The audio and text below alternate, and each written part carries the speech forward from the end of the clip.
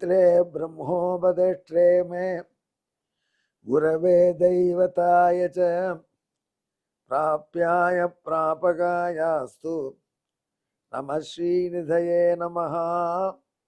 नमो वेंकटेशाय।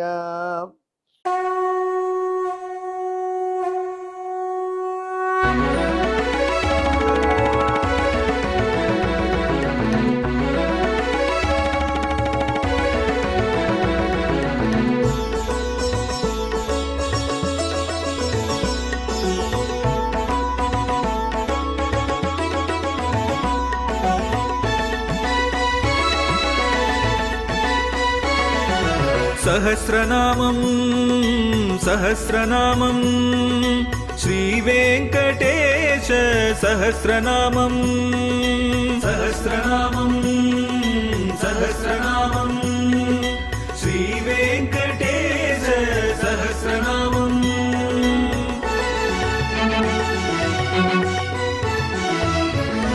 உலகில் கலிவினை தோஷம் அகற்றும் நாமம் சஹஸ்ரநாமம்.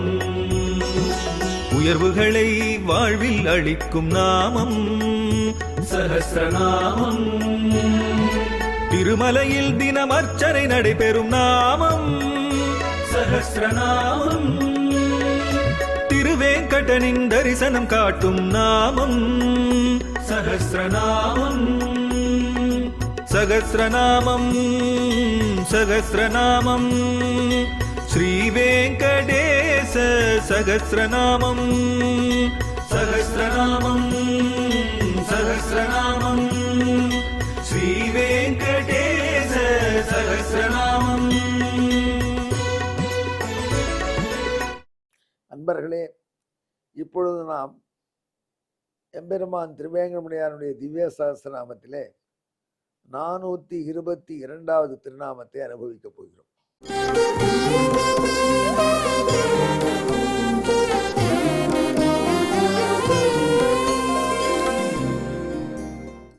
இந்த திருநாமம் பார்த்த கௌரவ சந்தான காரிணே நமஹ.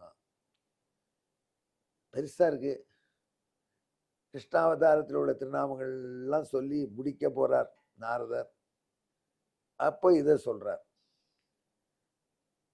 கௌரவர்களுக்கும் பாண்டவர்களுக்கும் சமாதானம் செய்தவன். செய்தான சமாதானமே செய்யலையே. அவன் சமாதானம் செய்யவில்லை என்றுதான் அவன் மேல ஏகப்பட்ட குறைகள் சொல்றாங்க. தூதுவனாக போய் பாண்டவர்களுக்கும் கௌரவர்களுக்கும் போர் நிறுத்தத்தான் போறேன்னு போனான். ஆனா அங்க போய் போரை வலியுறுத்தி விட்டான். இவனை பார்த்த கௌரவ சந்தானக்காரின்னு எப்படி சொல்லலாம் என்றால், மகாபாரதத்தினுடைய அருமையான ஒரு விஷயத்தை நாரத பகவான் இங்கே சொல்றார்.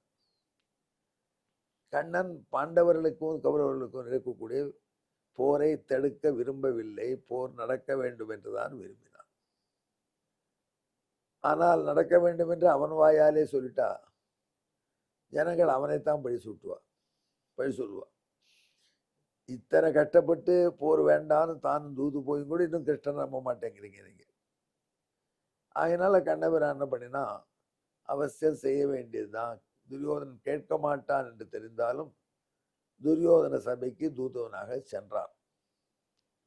சென்று பார்த்த பாண்டவர்களுக்கும் கௌரவர்களுக்கும் போர் நடப்பதை உறுதியாக்கி கொண்டான். அப்படி இருக்கச்சு நாரத பகவான் எப்படி பெயர் வைக்கணும்? பார்த்த கௌரவ விரோத காரிணி நமஹ, யுத்த காரிணி நமஹ. இதான் வைக்கலாம். யுத்த காரணபூதாய நமஹ, யுத்த நிர்தாரகாய நமஹான்னு வைக்காம சந்தானகாரி என்று ஏன் வைக்கிறார்? அன்பர்களே, இது சமஸ்கிருதத்துல விபரீத லட்சணைன்னு ஒண்ணு உண்டு. அதை நேர் எதிர் பொருள்ல சொல்லுவாங்க. இந்த பையன் ரொம்ப நல்ல பையன் அப்படின்னு கேள்விப்பட்டீங்களா? அந்த பையன் தான் ரொம்ப ரவுடின்னு அர்த்தம். ரொம்ப நல்ல பையன் தெரியுமா அப்படின்னா அதை என்ன சொல்லுவான்? விபரீத லட்சணை, ஆப்போசிட் அர்த்தத்துல சொல்றது. மகாவிருஷம் என்று ஒரு மரத்துக்கு பெயர். நீங்க என்ன நினைப்பீங்க? மகாவிருஷம்னா பெரிய மரமா இருக்கும். அந்த பேர் ஆலமரத்துக்கோ அரச மரத்துக்கோ இருக்கும்னு நினைப்பீங்க. ஆனா மகாவிருஷம் கள்ளிச்செடிக்கு பேர். அங்கங்க ரயில்வே லைன் பக்கத்துலாம் பார்த்துட்டு சின்னதாக 2 அடி உயரம் 1.5 அடி உயரம் வரும். கிட்ட போனால் முள்ளு குத்தும். அதுக்கு கள்ளி செடி. அதுக்கு சமஸ்கிருதக்காரன் என்ன பேர் வச்சா? மகாவிருட்சம். அரச மரத்துக்கு அந்த பேர் கிடையாது, ஆலமரத்துக்கு அந்த பேர் கிடையாது. ஒருத்த கேட்டால் என்ன அநியாயமாக இருக்குது, மகாவிருட்சம் பெருமரம் என்று இதற்கு போய் பேர் வைத்தாயே, சிறுமரம்னா வச்சிருக்கணும். மரமேவா அது? அந்த கள்ளி செடி, அந்த செடிக்கு மரம்னு பேர் வச்சதே முதல் தப்பு. அது போராத குறைக்கு பெரிய மரம்னு வேறு பேர். ஏன் அப்படி பண்ணியிருந்தீங்கன்னு கேட்டான். உலக வழக்கில் இருக்கிறதானே நாங்கள் சொல்ல முடியும். உலகத்தார் இந்த கள்ளி செடியை பெருமரம்னு சொல்கிறாங்க, மகாவிருட்சம். எந்த அர்த்தத்தை சொல்கிறாங்க? அதுதான் ஏன் பெரிய மரமாக? அது ஒன்றும் இல்லை. அதாவது ஆப்போசிட் அர்த்தத்தில் சொல்கிறாங்க. விபரீத லட்சணை என்று சொல்வார்கள் அது இலக்கணத்தில். அதே மாதிரி தான் நல்ல பாம்பு என்கிற தொட்டிருக்கிறோம். பாம்புலே தான் நல்ல பாம்புன்னா அதுதான் ரொம்ப டேஞ்சரஸ் பாம்பு, அது நல்ல பாம்பு அப்படின்னு சொல்லுவோம். அந்த மாதிரி இந்த பெயர் கிருஷ்ணனுக்கு வந்தது. நாரதன் சொல்கிறார், நானும் போயிருந்தேன். எப்போ அந்த கிருஷ்ணன் தூது வந்த பொழுது, வசிட்டரே எத்தனை ரிஷிகள் நாங்கள்லாம் கிருஷ்ணன் பின்னாடி நடந்தே போனோம். ஏன்னா கிருஷ்ணன் போயிட்டு இருக்கான் தூதுக்கு, அவன் எப்படி பேச போகிறான், அவன் எப்படி துரியோதன் மனதில் படும்படியாக நீதியை சொல்ல போகிறான் அப்படின்றதெல்லாம் கேட்கணுன்ற ஆர்வலோட நாங்களும் ஸ்பெக்டேட்டராக போனோம். உப்பப்புலாவியங்கிற நகரத்திலேருந்து கண்ணபிரான் கிளம்புறான், தேரில் உட்காந்து போகிறான். அவன் பின்னாடி நாங்களும் வரவும் கிருஷ்ணான்னு போனோம். படர்ந்து ஆரணம் முழங்க பஞ்சவர்க்கு தூது நடந்தானே ஏத்தாதனா என்ன நாவே என்று சிலப்பதிகாரமே பாடுறது. இளங்கோவடிகள் பாடுறார். அவரை சமணத்துறவிங்கிறான். இந்த பாட்டை பார்த்தோம்னா பெரிய ஆழ்வார் மாதிரி பாடுறார் அவர். படர்ந்து ஆரணம் முழங்க பஞ்சவர்க்கு தூது நடந்தானே எம்பெருமான். அப்படி போகும்பொழுது பின்னாடி வேதபாராயண சத்தமா. பகவான் வெள்ள வீதி புறப்பாடு கண்டா இப்போ கூட பின்னாடி வேதம் எனக்கு ரட்சைக்காக வந்துடும். அதுதான் பகவானுக்கு மெய்காப்பாள் மாதிரி. அந்த வேதத்தை சொல்லிக்கொண்டு அந்தணர்கள் வருவா வீதியில் பகவான் புறப்பாடு கண்டா. எல்லா கோயில்களையும் தமிழ்நாட்டில் ஒரு காலத்தில் நடந்தது. பெருமாள் வீதியில் போவார், பெருமாளுக்கு முன்னாடி திவ்ய பிரபந்தக்காரர்கள் தமிழ் பாட்டு சொல்லுவா, பெருமாளுக்கு பின்னாடி சமஸ்கிருத வேதம் சொல்வார். எவ்வளோ அழகு பார்த்தீர்களா? எவ்வளவோ காலத்துக்கு முன் வந்த சமஸ்கிருத வேதம் பெருமாள் பின்னாடி. ஆனால் மிக குறுகிய காலத்துக்குள்ளே தோன்றி கிடைத்த தமிழ் வேதம் பெருமாளுக்கு முன்னாடி. இப்போ தமிழுக்கு எவ்வளோ பெரிய உயர்ந்த ஸ்தானத்தை எம்பெருமான் நாராயணனுடைய சம்பிரதாயமான ஸ்ரீவைஷ்ணவ சம்பிரதாயம் தமிழ்நாட்டை ஏற்படுத்தியிருக்கும் பாருங்க. அது ஒரு விஷயம். இந்த பின்னாடி வேத பாரம் இல்லாமல் எழுந்துடவே மாட்டான். அந்த அழகு இன்றுதான் காஞ்சிபுரத்தில் பார்க்கணும். காஞ்சிபுரத்தில் கோஷ்டி அழகு அப்படின்னு சொல்லுவாங்க. யார் போட்ட திருஷ்டியோ இப்போ வேத பாராயணம் தான் கோஷ்டியாக வந்துட்டுருக்கு. அதுவாது வரதாங்க விசேஷம். இது எம்பெருமானுடைய ஒரு உயர்ந்த பெருமை. வேதம் ஒரு பின்னாடி போகும். அந்த வேதம் பின்னாடி முழங்க பகவான் தூதுவனாக பஞ்சபாண்ட தூதனாக கௌரவ சபைக்கு வந்தான். சந்து கணபிரானை பார்த்தவனே துரியோதனன் கணபிரான் கேட்பதை கொடுக்கக்கூடாது என்று போரை நிறுத்த ஒத்துக்கலை. போர் செய்தே தீருவேன், ஊசி மலை நிலம் கூட பாண்டவர்களுக்கு தரமாட்டேன் என்று பிடிவாதம் பிடிச்சான். உடனே பெருமான் சொன்னார், இவனை கட்டி போட்டுருவோம், இந்த பைத்தியம் இருந்ததுன்னா உங்கள் குலமே அழிஞ்சு போயிடும். இவனை சிறை பிடிச்சு கட்டி போட்டு வச்சுட்டு பாண்டவர்கள் நீங்களே நிம்மதியாக இருங்கள் திருதராஷ்டிரரை ஐடியா சொன்னார் பகவான். என்னையா சிறை பிடிக்க சொல்கிற பார், ஒன்றை பிடிக்கிறேன்னு வந்தான். கண்ணபிரானை சிறையில் பிடிப்பதற்கு ஆட்களை வைத்தான். அவர்கள் கண்ணபிரானை சிறை பிடிக்க வந்தார்கள். ஏற்கனவே கிருஷ்ணன் போட்டிருக்கிற ஆசனத்துக்கு பள்ளம் இருக்குது, நிலவரை. அந்த நிலவரம் மல்லர்கள் இருக்கா. துரியோதனுடைய சிக்னல் காட்டினா அந்த மேடை இருக்க, அந்த பள்ளத்து மேலே மூடி வச்சிருக்கிற மேடை மெய்ஸாக ஒரு மரப்பலகை நைஸாக மூவ் ஆகும். மூவ் ஆச்சுன்னா கிருஷ்ணன் பள்ளத்தில் விழுந்துருவான். பள்ளத்திலே பரந்தாமன் விழுந்தால் உடனே அவனை மல்லர்கள் பிடிச்சி கோழி குஞ்சு அமுக்குவது போல அமுக்குவார்கள். கிருஷ்ணனே சிறை பிடிக்கலாம். இது துரியோதனுடைய திட்டம். அதை செஞ்சான். ஆனால் எக்ஸிக்யூஷன் ஃபுல்லாக நடக்கலை. கண்ணன் பாதாளத்தில் விழுந்தான் நிலவரையில். உடனே வானோங்க வளர்ந்து விஸ்வரூபம் விடுதான். என்னையாடா சிறைபிடிக்கிற துரியோதனா அப்படின்னு கேட்டான்.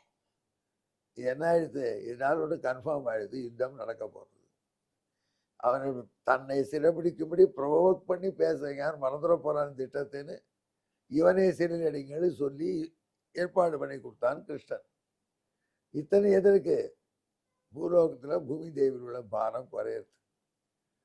ஆகையினால பூபாரம் தீர்ப்பதற்கு தன்னை பசுவின் வடிவத்தில் தன்னை அண்டி தன் மேலுள்ள அசுர சக்திகள் மன்னர்களாக பிறந்திருக்கா, அவளோட பாரம் தனக்கு பொறுக்கவில்லை என்று பூமி வேண்டினால் அந்த பூமியை காப்பாற்ற வேண்டும், பூபாரத்தை குறைக்க வேண்டும் என்று வந்திருக்கிறான் பிரபு.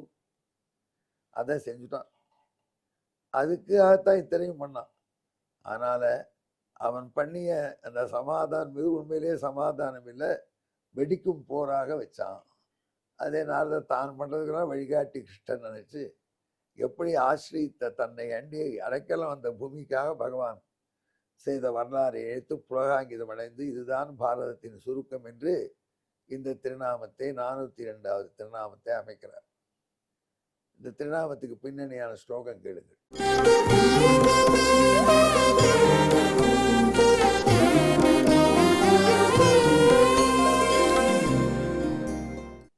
பார்த்த கௌரவ சந்தானம் சரத குருதஸ்மயது பார்த்த கௌரவ சந்தான காரீராமத உச்சதே. இதற்கு தமிழ் பார்த்த கௌரவ பாரத போரை நீர்த்து வைக்க போனதும் நல்ல பாம்பின் வரலாறு. பரந்தாமனவனும் அப்படித்தானே பார்த்த கௌரவ சந்தானகாரி என பெயர் பெற்றது. அன்பர்களே, பக்தர்களா கேட்டால் அவர்களுக்கு ஆசைப்பட்டதை தான் வாக்குறுதி செய்தபடி செஞ்சு கொடுப்பான் எம்பெருமான் என்பதுதான் மகாபாரதம் முழுக்க சொல்றது என்ற சாரத்தை இந்த திருநாமத்திலே வைத்து நாரதர் சொல்லியிருக்கார். நம்மை காப்பான் எம்பெருமான் என்று தெரிந்து கொண்டு இந்த திருநாமத்தை சொல்லுங்கள். பார்த்த கௌரவ சந்தானகாரிணே நமஹா. நன்றி, வணக்கம்.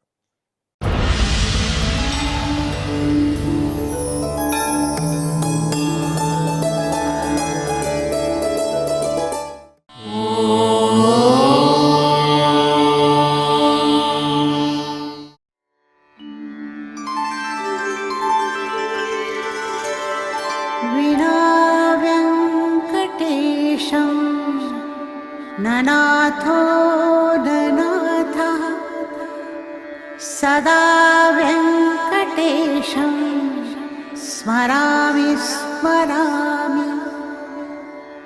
हरे वेङ्कटेश प्रसीद प्रसीद। प्रियं वेङ्कटेश प्रयच्छ प्रयच्छ।